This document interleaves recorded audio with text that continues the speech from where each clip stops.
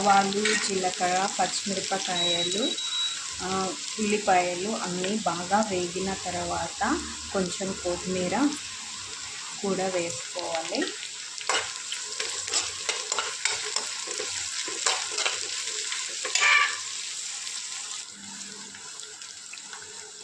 ఒక స్పూన్ ఉప్పు, half spoon పసుపు,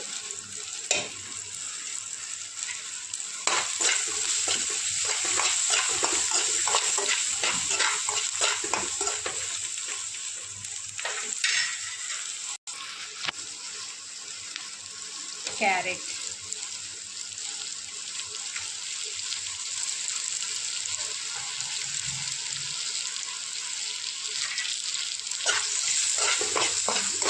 ఒక 2 నిమిషాలు మగ్గనిచ్చిన తర్వాత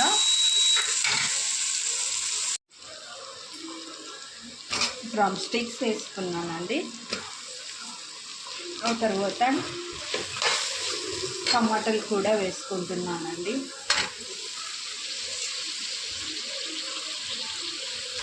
ఈ 2 మగ్గనివ్వాలండి కొంచెం సేపు.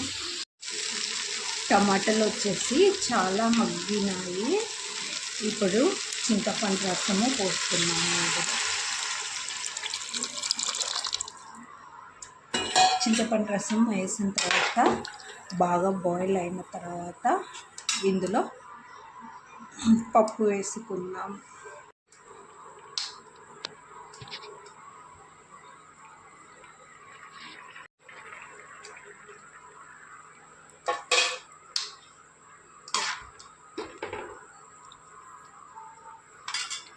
ఇందులో కొంచెం కారం వేసాను. ఆ తర్వాత ఇందులో పప్పు వేస్తున్నాను, చూడొచ్చు.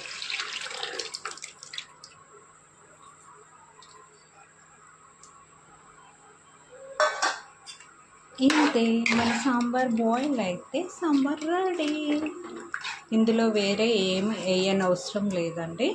ఈ 2 పప్పు సాంబార్కి చాలండి. ఒక 10 మినిట్స్ బాయిల్ అయినట్టే పప్పుచారు రెడీ అవుతుంది.